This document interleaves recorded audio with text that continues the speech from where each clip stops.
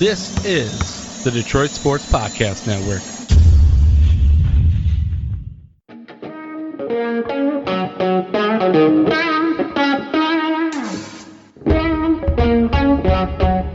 The biggest icon in podcasting.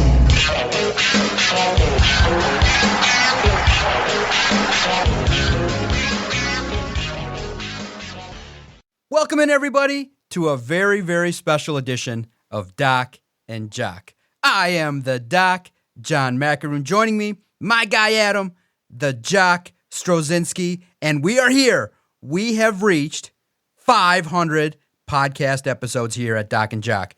Started a decade ago, moving into year 11.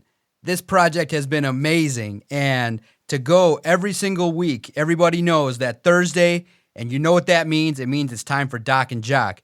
And to be able to put together 500 straight weeks of content discussing all things Lions, Detroit Tigers, Pistons, Wings, the highs and the lows, the ups and the downs, the twists and the turns, the hirings and the firings. Doc and Jock were here to bring it to you, and it's an honor, a privilege that you guys kept downloading, reviewing, messaging, hating. It meant the world to Adam and I, and to be able to do it, whatever happens from here on out, we can say that we put together 500 audio broadcasts, not only just, putting out shows, but consecutively, meaning that if you go down the annals of time from 2013 to 2023, on a Thursday, there is a new, fresh Doc and Jock, and we take pride in that, and it's been fun. It's probably, really, for those of you that know Doc, it saved me probably a shit ton of money, because I would have to take Adam out to a bar every week and be like, that motherfucking Spartans can't call a fucking foul when they're up 3? You know how much beer I would have had to drink to get over that kind of bullshit that happens in Detroit sports when Tom Izzo can't figure out how to fucking coach at 68, 69 fucking years old? How much money I saved by just turning on a microphone? And that's the part my wife doesn't get when she's like, how much money did you spend on this? I'm like, you still don't understand how much I saved doing this podcast. Because we're at episode 500. We'll talk a little bit about some fun memories. It's been a great ride. How you doing, my bud? Yeah, I think if we did it the other way around, our livers wouldn't have survived. Yeah. We would have been dead from cirrhosis probably about 5-6 years ago. So this saved both of our lives, I think. On top of it, you're talking about the ups and the downs of this 500th episode, doing these 500 straight weeks. There's been a lot of downs, man. There's been a lot of downs, which makes me excited for the next 500 because I really feel like, at least with 2 of our 4 teams, we've got some ups coming. We got the Lions, we've got the Red Wings. I feel like are tracking in the right direction. If we can get the Pistons moving in the right direction, it'll be a little bit better. And the Tigers, I don't know what to make of the Tigers yet. Spring training just kicked off. I got no clue what's going on with the Tigers, but I feel like we've had a lot of downs over the course of 500 episodes, which makes me excited for 500 more because I feel like there's a lot of ups that are coming our way, which is awesome. Yeah, what's been a memory or 2 that you relish, or a topic that we hit that sticks with you? What's been a great memory that you can recall throughout the 10-year run of this project? So I think a couple things that immediately jump out to me. We've had some really awesome guests, and we've had some really good conversations with some of these guests. Going back all the way to when we were recording in your basement on your old laptop that used to freeze up in the middle of segments, we had Mark the Man Wilson, who was always a bit of an inspiration to me. He was one of those guys I looked up to very early on, and we had him on the show, and in the middle of recording, everything froze up. We had to stop. He was kind enough to restart with us. And it was a really good interview. And honestly, if you go back and you listen to some of those first episodes, we weren't very good. And I don't know if we're any good now, but we've grown quite a bit, and we're much better now than we were when episodes 1 through 5, 1 through 10 dropped. Those are kind of some rough listens. So if you've been listening since day 1, you kind of know that we have grown quite a bit. But Mark the Man Wilson's interview was great. I loved when Justin Rose was coming to the area from Pittsburgh. We had him on. We had a great conversation with him. And from that, a good friendship developed. We ended up developing a really good relationship. Matter of fact, I was on YouTube the other day, and one of the videos from when we used to do the little Channel 7 thing ended up popping up. So that was pretty cool.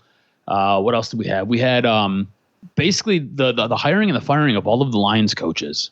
You know, I remember recording in Brazil with you, and that's the cool thing about this, right? We've done this so much. We've done this in so many different places. I've been in Florida. I've recorded with you. I've been in Brazil. I've recorded with you. I've been all over the place, and I figured out a way to record with you, which has been absolutely fantastic. I remember being in Brazil, and I remember when Jim Caldwell was hired, and both of us just kind of being like, he seems like he's the guy to get you to the water, but not lead you across the water. And you, so more than me, were on that train. And then Matt Patricia getting hired. And I remember you wanted to get the fire and the pitchforks and basically burn down Allen Park. I thought it was fantastic. So some of those things are the things that immediately stand out to me and I relish and I think about. But what about for you? Yeah, obviously, the biggest guest, one of the biggest podcasters in the world, was the biggest at the time, was Adam Carolla. What I loved about that is obviously naturally funny. What I loved was we initially got a denial, and then a whole year later we put in more work, which fueled us and grew it more and more to the point where they had an opportunity to put him on our schedule, and it worked out. So to have that was a real testament to being patient. And then for me, one of the greatest I was thinking about it as I was checking my notes here. One of the greatest anticipatory times for me to record the podcast was after Trouble with the Snap.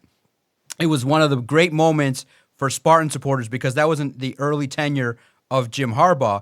And everybody said at the time, and go back and listen, we have all the archived Doc and Jock from around episode 25 or 26 on YouTube. You just go to YouTube and type in Detroit Sports Podcast, and you can dig around. After Trouble with the Snap, after that game, when Jim Harbaugh arrived to town, it was supposed to be, Michigan State's eradicated off the map. Like, it was never going to be a rivalry. And it was looking true to form that Michigan was going to maybe have a good run. It was at the Big House. They played really well. All they had to do was snap, hold, kick a punt, and they win the game. And I was a party of one at a watch party. It was just me being the lone Spartan supporter, a bunch of Michigan fans, and they're all talking their shit nonstop throughout the game. And you're just like, okay, fine. You know, it's just going to be the way it is. D'Antonio is going to have a new challenge, whatever it may be. Here we come. And then all of a sudden, Trouble with the Snap happens. And I remember it like it was yesterday. I'm recreating it right now in my head. I spun like a top and I let out like a primal scream.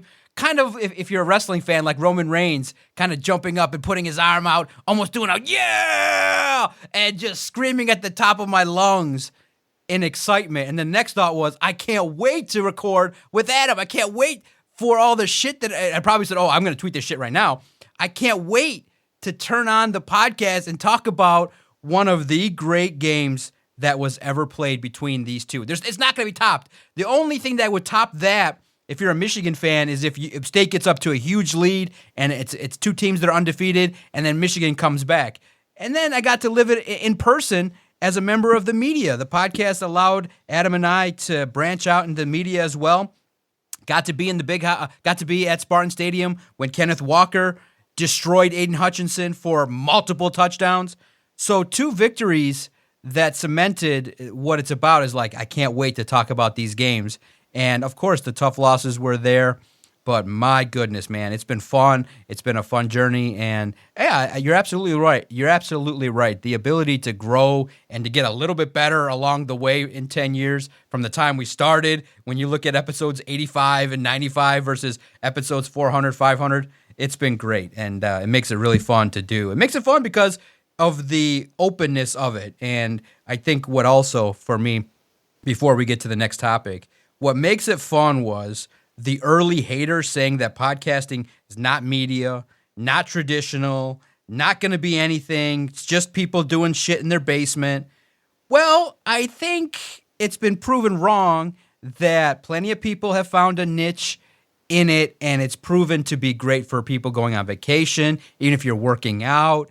The podcast platform is not going anywhere. Even today, it's great. I love it. I feel like the universe always brings it back to people hating. Guys, you have to look at it that Doc and Jock did not spend $1 billion to acquire talent. So when you see current reports saying, podcasting could take a step back because Spotify or Tom Brady let go of some people, you got to remember, it's not just podcasting, it's business. And it's similar to these leagues that are spending $1 billion for football. Well, if you spend $1 billion from your bank and you make back $845 million, that's a problem.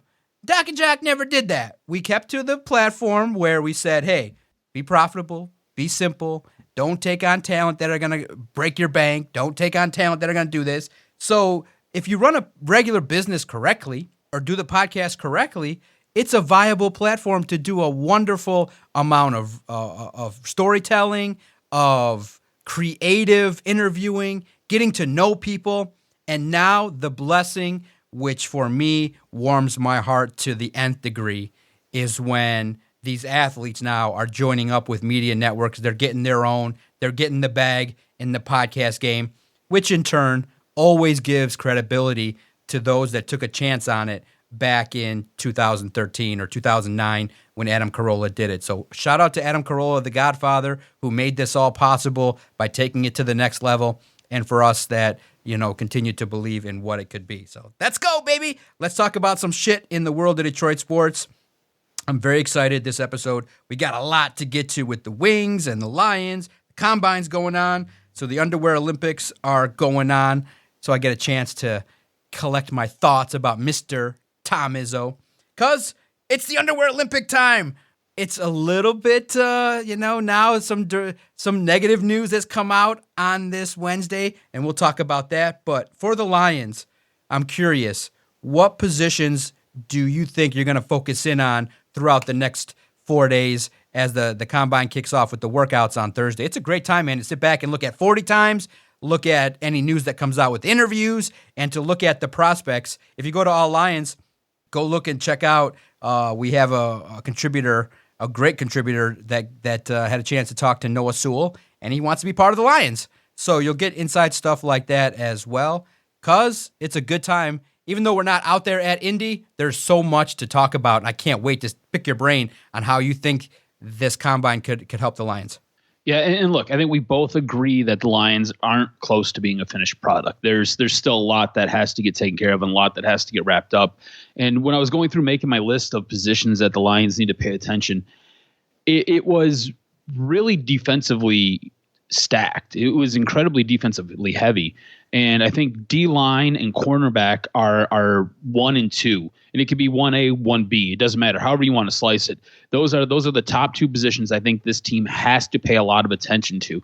You've got to figure out a way to really fill that gap in the middle. You need to strengthen the defensive tackle position on this team, as well as, I know everybody says James Houston was this miracle talent. He was miraculous last year, and he did a great job in a very limited amount of games and with limited reps.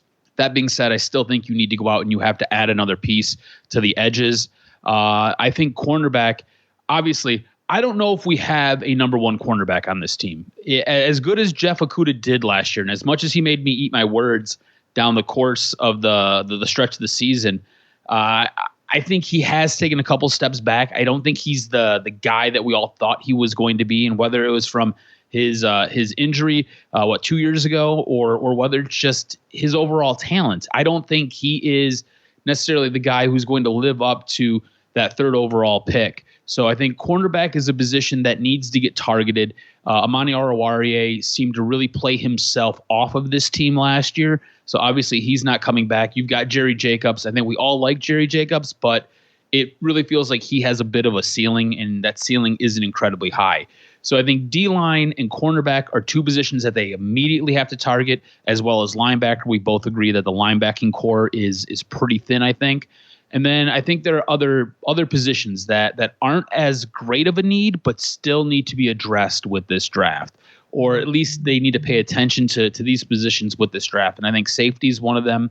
Offensive line, whether it be interior or whether it be the exterior of the offensive line. I'd like to get a guy who can either play center or can play guard and has the ability to do both would be ideal.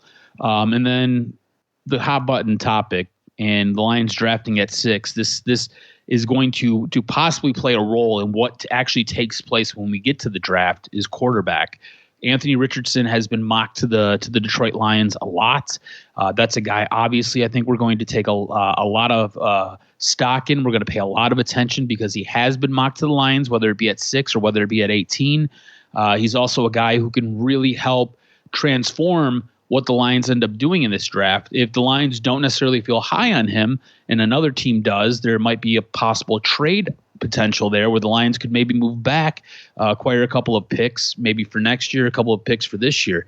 What I will tell you is I've done a lot of stuff on a couple different simulators and a couple different mock draft simulators. And every time it gets to 6, there's always a trade option. And sometimes it's 1, sometimes it's 6 different trade options. But I feel very confident going into this draft that the Lions are going to have the ability to move around.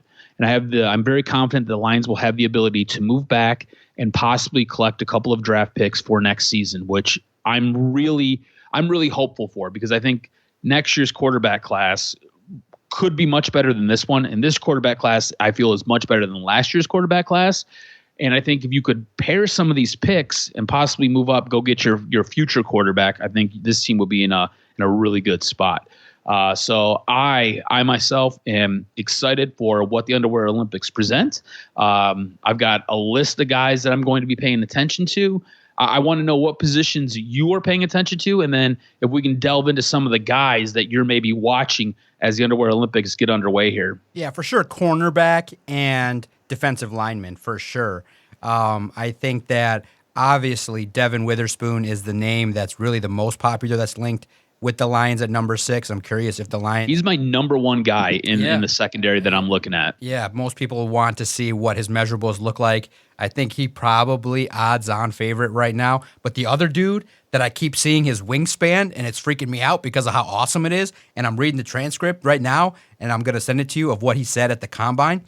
I think that Tyree Wilson is a freak athletically, and when he puts his hands on you, I think that if you can maybe get Tyree Wilson at 6 and Porter or Gonzalez at 18, or finagle an opportunity to find a cornerback that you like later on. Or what if Witherspoon was the fall to you? I mean, I just seen a recent mock draft where Witherspoon was picked up by the Lions at 18. Yeah. If you want me to be where I have to change my pants, for me right now, the change my pants first round is 1 offensive player, 1 defensive player. I want Tyree Wilson at 6 and Bijan Robinson at 18. And then forget it. I'm done for the night. Give me a cigarette. I can relax and go to bed early, because you've addressed a need along your defense and you've punched a hole directly into the heart of other NFL teams, saying, hey, go try and stop this guy who can do it all. The next Saquon Barkley is what he's called. Who would not want that on the team? You know, people always act like, "Oh my God, we need two defenders right away." Me. Yeah, I don't want that on this team. Oh my gosh, you don't want the next Saquon Barkley, the next Emmitt Smith, the next Barry Sanders? No, because he is that. He is that. Is he though? Yes. I mean, look, what have you won with Saquon Barkley? Have you won anything with Saquon? A playoff game. The answer is no. A playoff game. And how impactful during that playoff game was he? Good enough. I mean, look, you can build your team around that run game, and that's fine. If you build your team around that run game, you're actually building it around your offensive line, and that's what's most important, because you can go get a guy out of the 5th, 6th, 7th round. You can go get him out of mothballs as a free agent and bring them in, plug them in, and you're going to get some production out of them. You don't need to invest a first-round draft pick in a running back. Running backs' careers, their lifespan in the NFL are so short. I hate wasting first-round draft picks on running backs because the span on them is so small. Look at what the Chiefs just did, right? I think you agree. The Chiefs are a pretty good organization, right? They got a pretty good quarterback there. They got a pretty good head coach. They got some Hall of Fame talent, whether it be on the coaching staff or whether it be in the front office or even whether it be on the field. Look what they just did. They made it to the Super Bowl, and they won the Super Bowl with a 7th-round pick. Isaiah Pacheco was a 7th-round pick out of Rutgers that they grabbed, plugged in, and he did everything for him. And there were talks going into this year that he was going to be the guy to overtake Clyde Edwards-Helaire at some point. Helaire ends up getting hurt, and that was all Pacheco needed. He was running with the ball all day. I don't think you need to invest in a first-round running back. Now, look, if Bijan Robinson is there in the 2nd round and you want to move up to go get him, I'm cool with that. I just don't like wasting first-round picks on running backs, just because that 5th-year option So important, right? And if you can get that fifth-year option on two guys who are going to be impact players for this defense for the next 5 years, and you're going to give yourself an opportunity to restructure a contract with them for another 4 years after that, that's what I want. The running back, I have a lot of concerns for running backs. I mean, look at what DeAndre Swift. DeAndre Swift was supposed to be the second coming of Christ, wasn't he? And where has DeAndre Swift been? Generally on an IR table with somebody working on him. So running back scares me. I don't necessarily want to take a running back at 18. If somebody else wants to move up and take a running back at 18, I'm cool with moving back and collecting more picks. But that's just how I see it. I don't want the running back. Oh, man. I look at it like with that offensive line, you want to build control. How do you help your defense control the running, control the line of scrimmage? It would help. And look, you say running back's lifespan is short, because so is the window potentially for the Lions. Amon-Ra St. Brown, Penei Sewell, Jamison Williams. You will not keep them all. So you're going to be turning over the roster. So if you get that opportunity to get the guy that you believe, if you believe that guy on tape can get breakaway touchdowns, can control the ball at 3rd and 4, can give you that extra oomph at a rookie price, you do it. You don't operate out of fear, because you still got you got 5 picks in the top 85 to address the defense. You can use second-round picks, third-round picks, trades. You can do a lot of things. Remember, talent, culture, and the ability to be a game changer. I think Bijan has it. I don't think he's going to be there, so you don't have to worry. But, man, pay attention to that guy's name. I think he's going to do some things. I think he'll be one of the next guys. Could be the next Jonathan Taylor. Could be the next Saquon Barkley. And a team that gets him is going to be very, very impressed with what that kid can bring to the table. Yeah, obviously. How do you feel about, since you're so high on running backs, how do you feel about a guy like Jamar Gibbs or maybe even Zach Charbonnet, former Michigan product? You can maybe get Zach Charbonnet in the 3rd round. You could probably get Jamar Gibbs 2nd round. What do you feel about those guys? No, I do feel like the Lions could get a lot out of any running back. I'm looking at the home run. I'm looking at being that you do have the extra 1st round pick. I'm taking the chance. But yeah, if they do target a running back, there's probably others very much so that could be targeted in later rounds, which I think right now is the odds-on favorite for what they'll do. So yeah, absolutely, those will be great names. And the blessing is you have an offensive line that has been built to succeed and succeed right away. So it makes it fun. On the quarterback front, Anthony Richardson's the talk of the draft. I know that the Lions have scouted him extensively. I know that he is the buzz. He's the sexy name. I just don't see the Lions putting the pressure on Jared Goff in that way. That right away signals to everybody, oh, bad game, put in Richardson. Oh, a couple interceptions in game 3 in a 1-and-1 record, put in Richardson. I think that you are way better if you can find the likes of a Clayton Tune, Jake Hayner, Max Duggan, somebody that can be developed, that can do the job and have the opportunity to play at a high level in later rounds. I think you got to draft a backup at this point because of the way this team is built, the man love that's been shown from Ben Johnson to Jared Goff, and the love that's been in return. That you're not drafting Goff's replacement in 2023. That's just not happening. If you can get a developmental quarterback and you can start doing that, and we can start to see what that process looks like, I'm all aboard. I just would be floored if Richardson is there for the Lions at 18, and I'd be really floored if they took him at number 6. Yeah, it would blow my mind if they took him at 6 right now, just because if you look at what he's done in I think it's like 13 games at Florida, the completion percentage is just so abysmal and it's so low. Now, this guy is explosive. His legs make magic, and he's got the ability to throw bombs down the field. But I don't necessarily know if that translates at the next level. I don't necessarily know if that is the type of quarterback that can help you win games at the next level. To me, he seems like he's a little bit of a bigger, thicker, stronger Denard Robinson. And we all kind of seen what Denard Robinson was. He ended up transitioning to a running back, and he wasn't very good at that at the next level. So Anthony Richardson's the guy I'm going to be watching closely because, again, he is mocked quite a few mock drafts to the Lions. I would be floored if they took him at 6. Honestly, I would be upset if they took him at 18. I do trust Brad Holmes, but I just don't know about that pick. A guy who I'm really curious about, and that's Dorian Thompson-Robertson as far as quarterback goes. He's a guy who you might be able to get in the 5th round.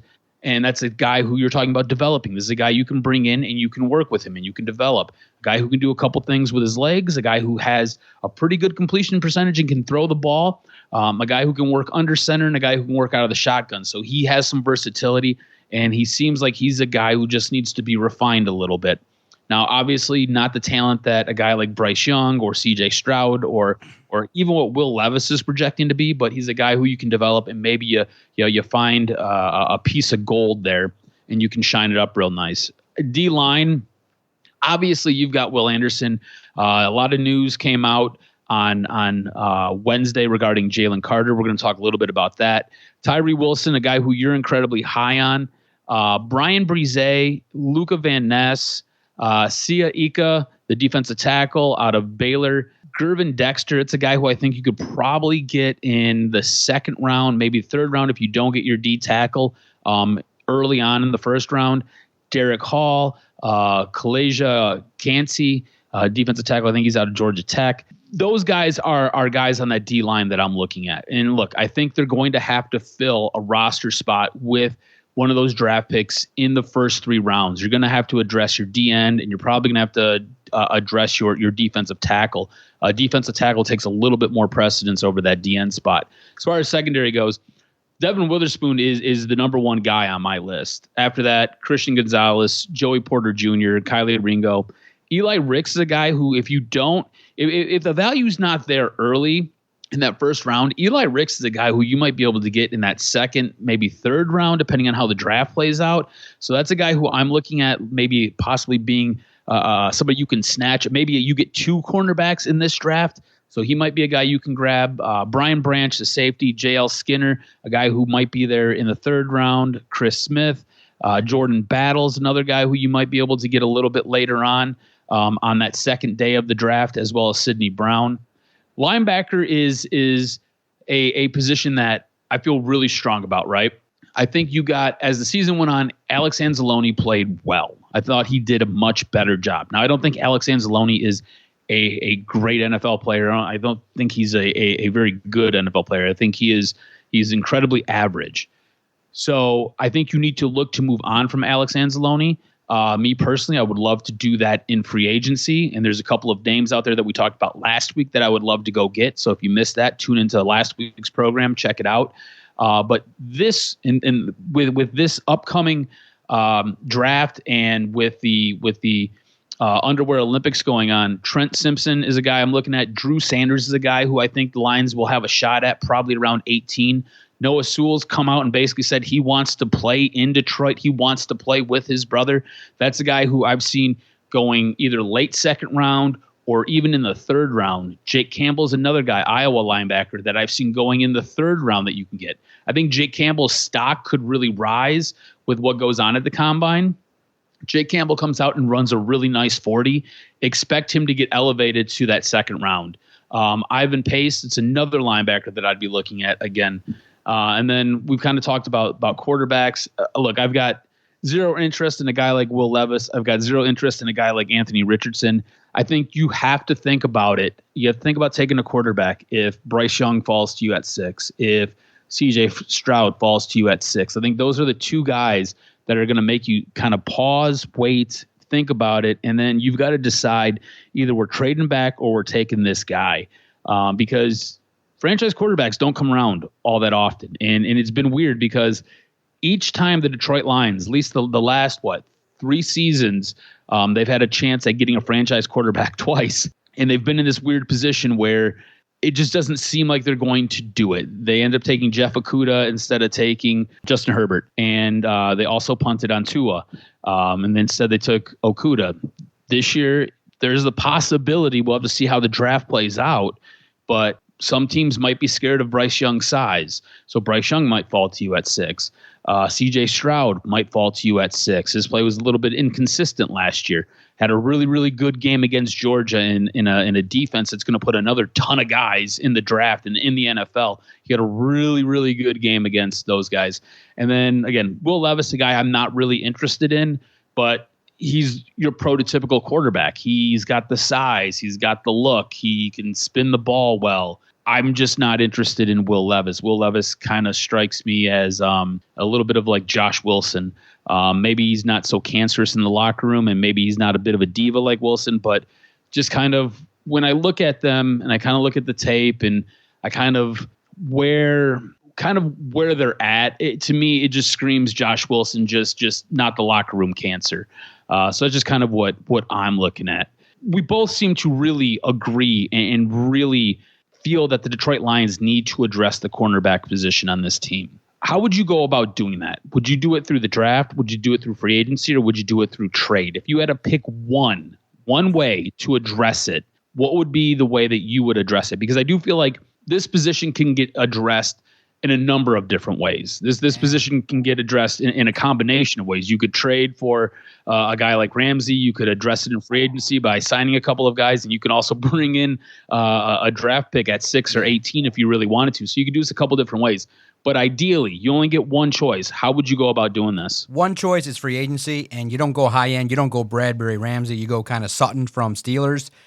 You go mid-range. I know that the top-end corners are going to want big money. Sutton's going to command a little bit too, $10 million probably, but we'll see what the market looks like for the cornerbacks because it's such a coveted spot, and that's why the Lions might take a chance on a drafted quarterback, a drafted defensive back. But in a win-now situation, you want a player that's proven. So I kind of hope that maybe they do both. They take a look at somebody that can be on the field right away. And you got to remember, you still got Fatu Melifonwu that's developing. You still got Jerry Jacobs and Jeff Okudah that hopefully they expect to continue their development. So I'm hoping for at least one or two defensive backs that can come in and compete because either way, I do believe that the Lions are going to, just based off of the ability now that they have with salary cap, adding $10 million by cutting Michael Brockers, you now have a little bit more flexibility. You still can cut Romeo Okwara. You still can cut Big V. You still can add another, potential $15 million or so to the cap. So you have opportunities to make the move. I am curious, are you all aboard trading for Jalen Ramsey? Because the number that bothers me is he's going to be 29 years old. It just starts the process to me of where a cornerback starts to kind of take a dip down. But at the same time, look at Darius Slay. Look what he brought to the table. The Eagles fans would say it's well worth it. But in Detroit, it's going to be costly. He's going to want a new deal, and it could cost you draft capital. It's going to cost you a second-round pick. It's going to cost you probably one this year and next year. Les Snead's not going to be like, yeah, Brad, I'm going to give you the hometown discount here. I'm going to make it so that we don't get what we need. I just would pass. Good player. Would be nice if they did do it. I think that splashes are great. It would definitely be an interesting person to talk to and get experiences from regarding Brad Holmes and all that kind of stuff. I just think the price is a little bit too rich. Yeah, I would tend to stay away, and I'd stay away for a couple of different reasons. One, he's a huge personality, and you are going through the process of building your locker room. I don't necessarily know if he would be a guy that I would want to bring in. He's been incredibly outspoken about a lot of different things. And I feel like this locker room and this culture is finally starting, the seeds are starting to take root, and you're starting to see the fruits of that labor. I don't know if I bring him in because I don't know if he messes that up. Now, maybe he's a great locker room guy, but just some of these small interactions that I have seen, he's a guy that would scare me as far as a locker room presence go. Also, you're right. He's a little bit older. He's 29. 30 is generally the year that you're on the downside of your career as a cornerback. And 30 in the NFL is a bit of a dangerous number. You generally want everybody on the other side of 30. And you're going to bring him in. He's got 3 years left on the contract. So it gives you a little bit of time. But from what I've seen from Jalen Ramsey's play is he's 29 now, and I think he's had a bit of a regression over the last 2 seasons. That being said, he still puts up fantastic numbers. This guy was playing at such a high when he was in his prime. So you're talking about taking a couple steps back from that. He's still arguably a top 10 cornerback in the league. All that being said, I've already seen a bit of the decline over the last 2 seasons with him. I don't necessarily want to be on the hook to pay him, $47 million over the next 3 years. I don't want to be on the hook for that contract, and you're going to get that continued slippage because generally at this point, players don't get better. Once you hit 30, you're not getting better. You're not getting faster. Your reaction time's not getting any better. So I don't want to be on the hook for that. I don't want to give up anything to get that either, whether it would be a first-round pick or whether it would be a second-round pick. So trading for a guy is kind of off my board, and I would agree with you. I think free agency is probably the way to go because cornerback is a position that it usually takes a year, sometimes 2 years to really learn and develop. So you go out and you bring a free agent in, and instantly they're kind of in the mix, they're in the groove, and they're performing for you. It helps you with that win now mentality where I think going into next season, expectations are high for this Detroit Lions team. Expectations are no longer 8 wins is acceptable. It has to be more. You have to win the division is what it kind of feels like, and you have to get into the playoffs. You need to be hosting that playoff game next season. That's a lot of pressure. It's going to be a lot of pressure on this coaching staff and this front office, so you're going to have to get things right. All that being said, I feel like I would go the route of the draft, and I would kind of live and learn with some of those bumps and bruises that a guy like a Witherspoon might make, or a guy like a Joey Porter might make. But trading for a guy like Jalen Ramsey, I'm not willing to give a first-round pick up for him. I'm not willing to give up 2 second-round picks for him. I don't necessarily want him in my locker room, so I'm steering clear. Do you have any interest in bringing Jalen Ramsey here? No, not really. Like I said, if he was 26, absolutely. I'd have be a little bit different, right? Be a little bit different, and he didn't command big-time dollars. He doesn't have to renegotiate. Teams probably will want to. He's going to be due $17 million, so that's why it's going to be interesting to see if any team does kind of take on that hefty price tag for the coming year. Obviously, you see that why the Rams want to do it. They want to save money off the cap.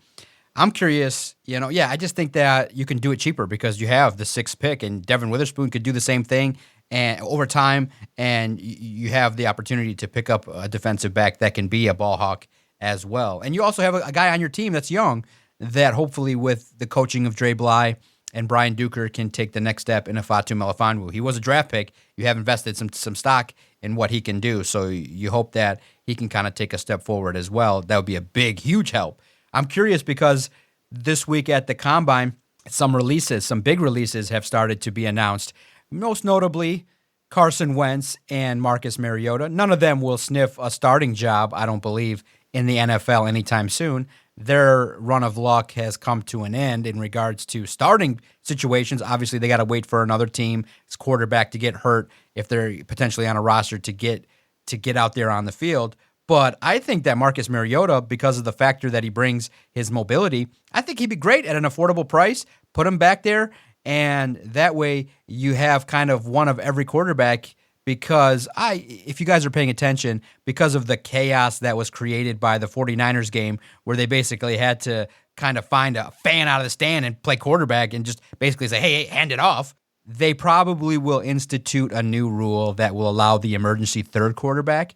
So if you have a young quarterback that you drafted, let's just say Clayton Tune, you got the rookie that you're developing, you got the experienced vet in Marcus Mariota, and you got Jared Goff in that room, that's a solid room. Now, I'm not saying Marcus Mariota is going to, take it to where you could win 9 games if Goff is done for the year, but you're hoping that Goff, if, for example, he gets dinged up a little bit and he just has a sore ankle for like a second, he needs to take 3 plays off.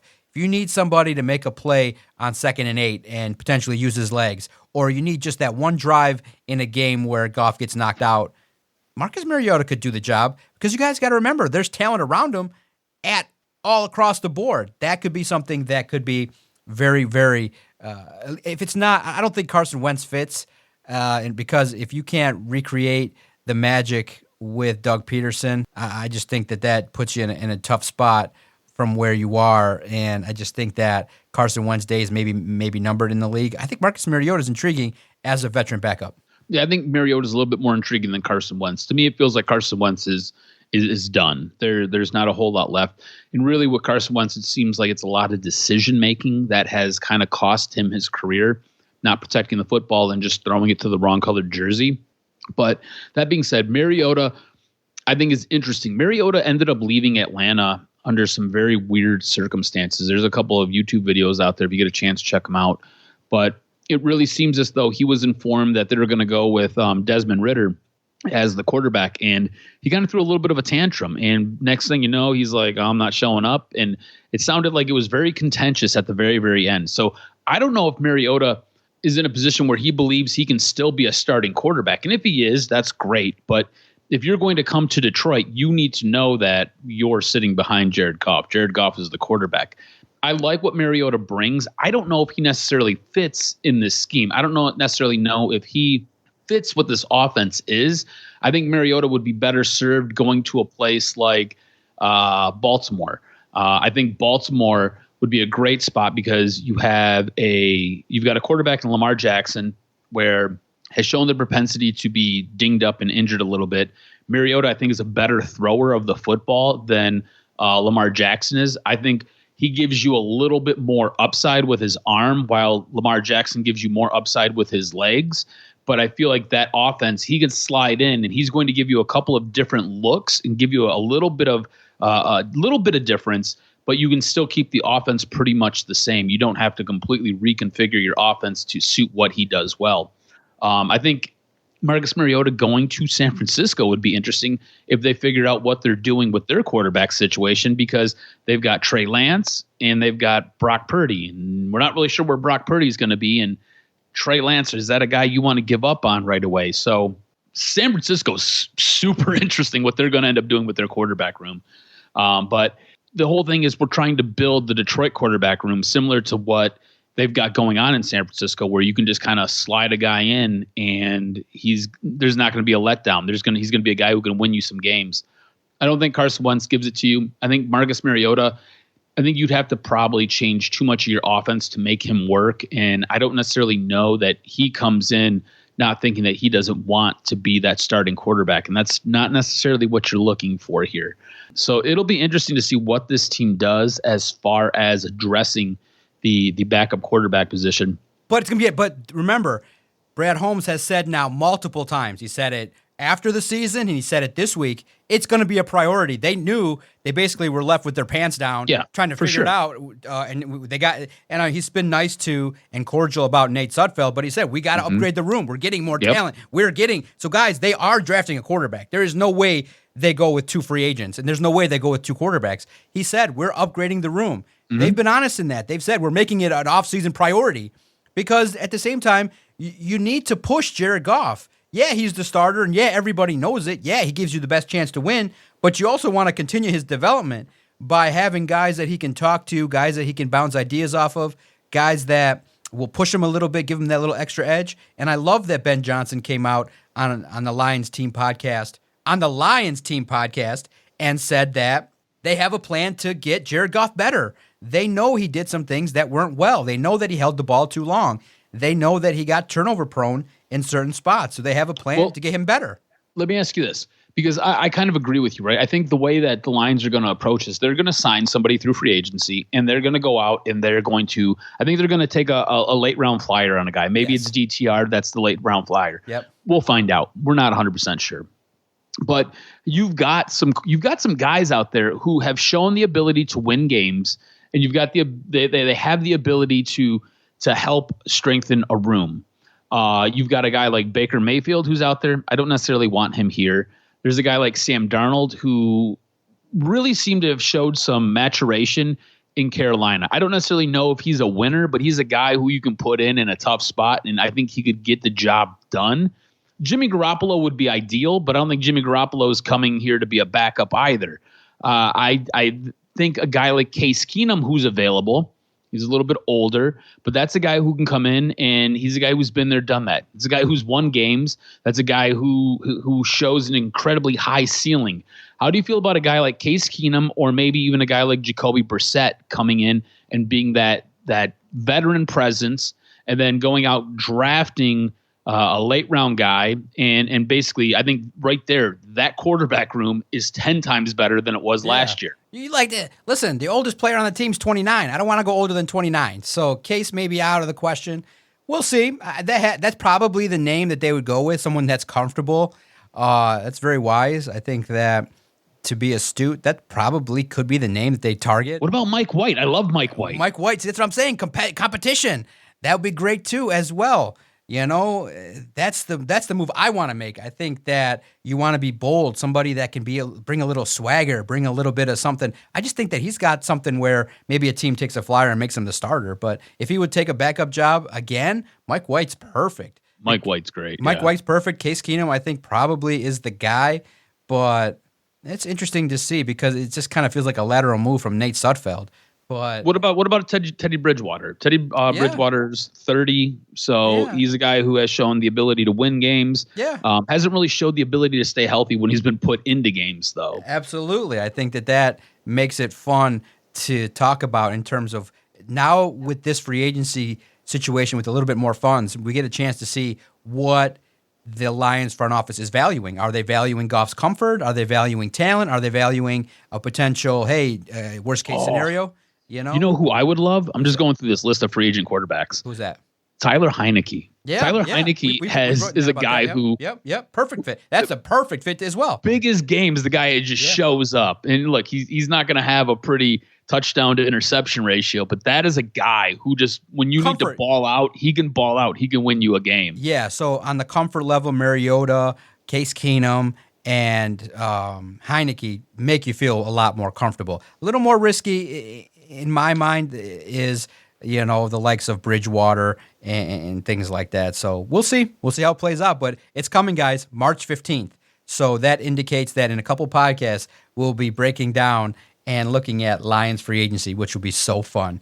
Now we come to the portion of the podcast where we bitch and complain, or at least the Spartan fan in the podcast will bitch and complain, because I can't believe I was subjected to watching the Michigan State Spartans not be able to execute fundamentally one of the easiest coaching decisions that fourth graders can figure out. And I guess we got to do a PSA, a Doc and Jock PSA for all college coaches, because Michigan then, in turn, which pissed me off even more, got lucky and had a coach make the same stupid-ass mistake with them. Real simple PSA, podcast PSA number 55, from Doc and Jock. When your basketball team in college or in the National Basketball Association is up by 3 points, what you need to do, real simple. It starts with F, and no perverts, not that. It's foul.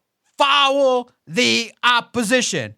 F-O-U-L, foul. Real simple. Follow it, love it, understand it, embrace it. Why?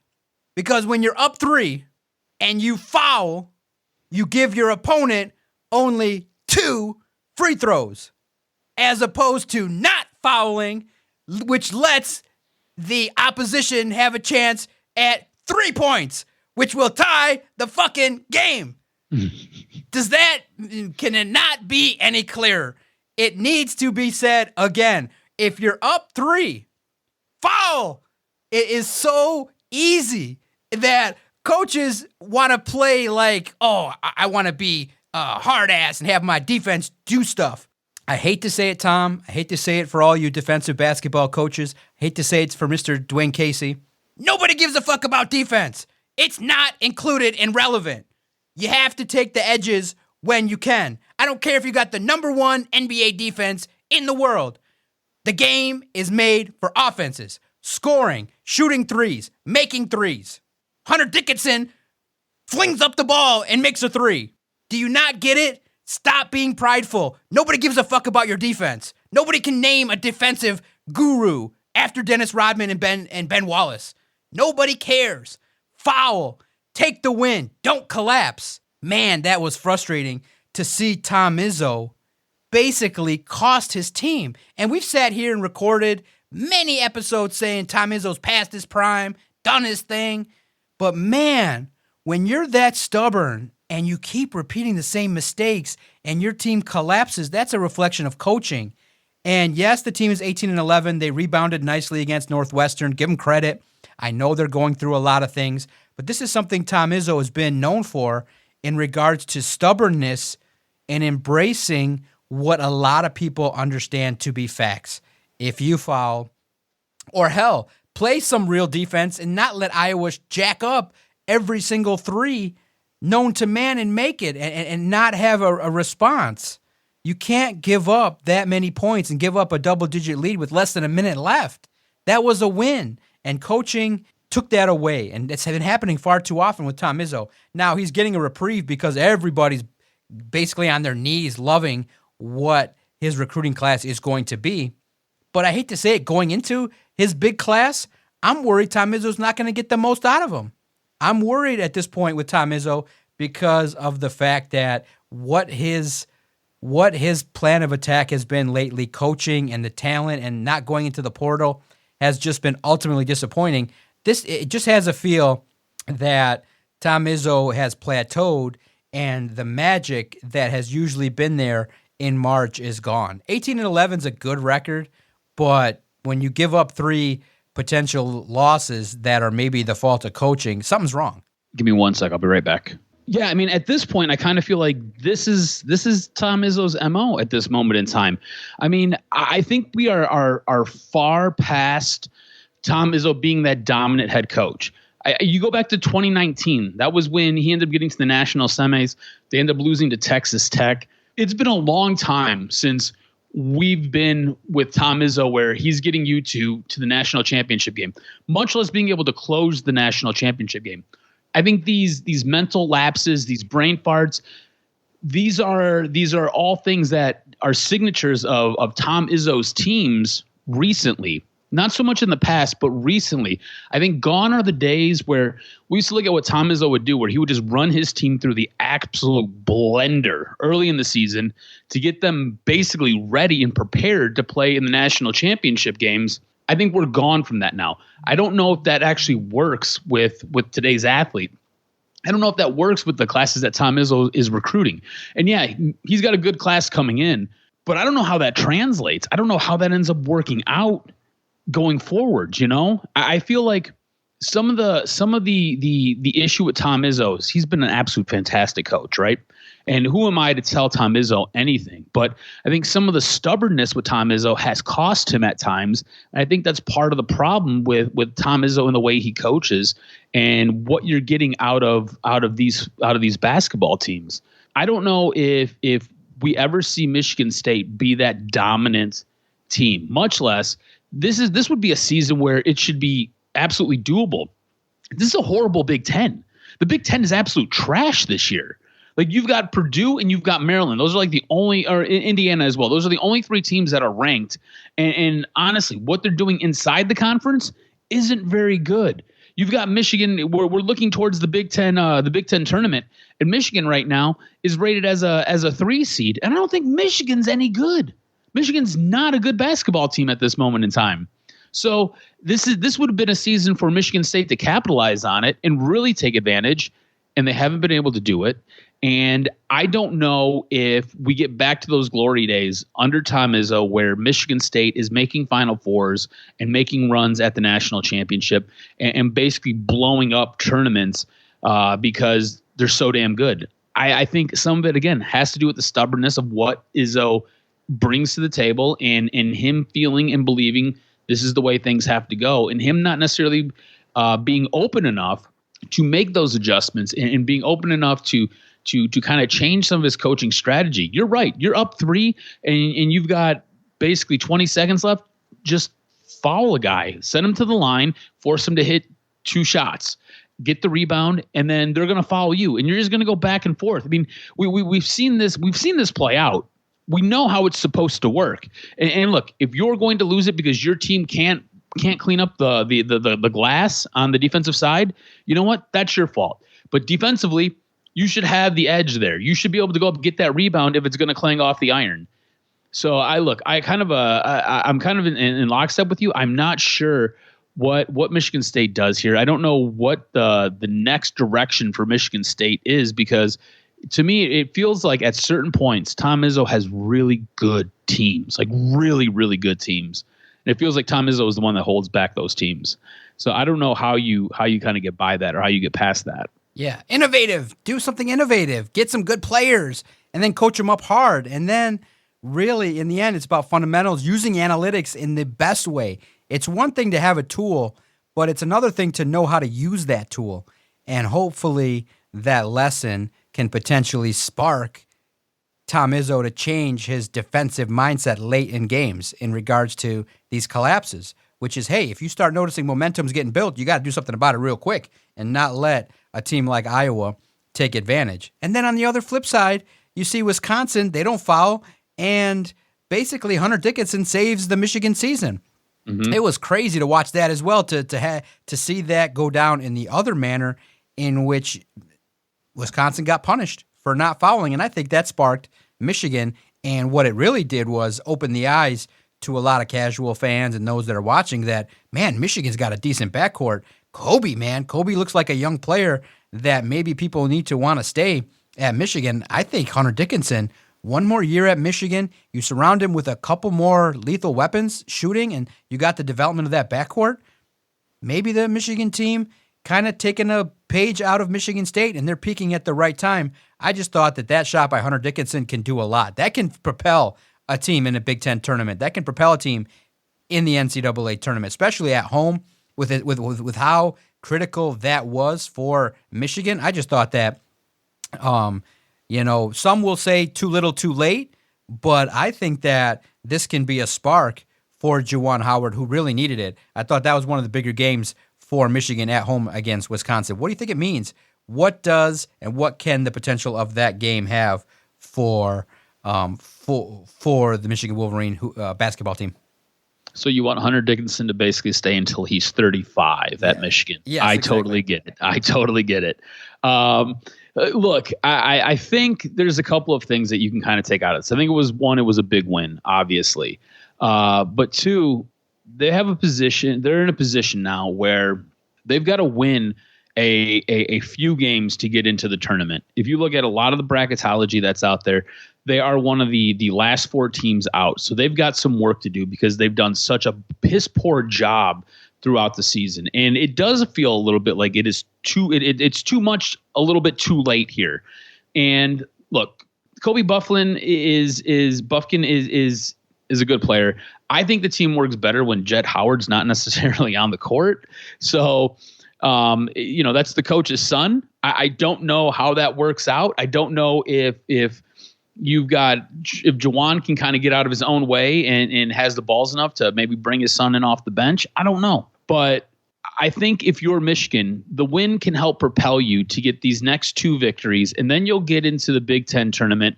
And if you win these next two games, you should have one of those automatic buys. And then you just have to win a couple of games, maybe 2 games in the Big Ten tournament, and you should find yourself in the NCAA tournament. So the way I'm looking at it, Michigan has to win basically 4 of their next 5 games. If they can win 4 of their next 5 games, they will find themselves in the tournament. If they don't, if they lose any one of these next 2 games and they lose one of the first 2 games in the Big Ten tournament, they're on the outside looking in. They're going to the NIT. So good luck with that. I think it's a big enough win that it can help propel you, but I think there's a lot of work that Michigan still has to do. And I don't know if the team is mature enough for that. And look, a lot of that goes to the head coach. I've been out on Juwan Howard since the majority of this season.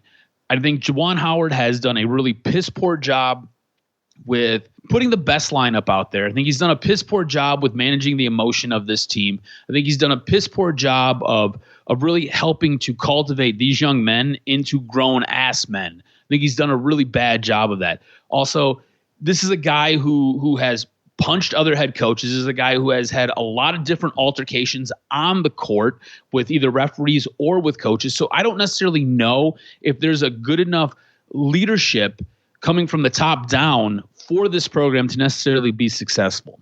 All that being said, they're in a position to play themselves into the tournament. So they just have to win 4 of their next 5 games, and I think they punched their ticket. Yeah, it's going to be a good time. March Madness is here.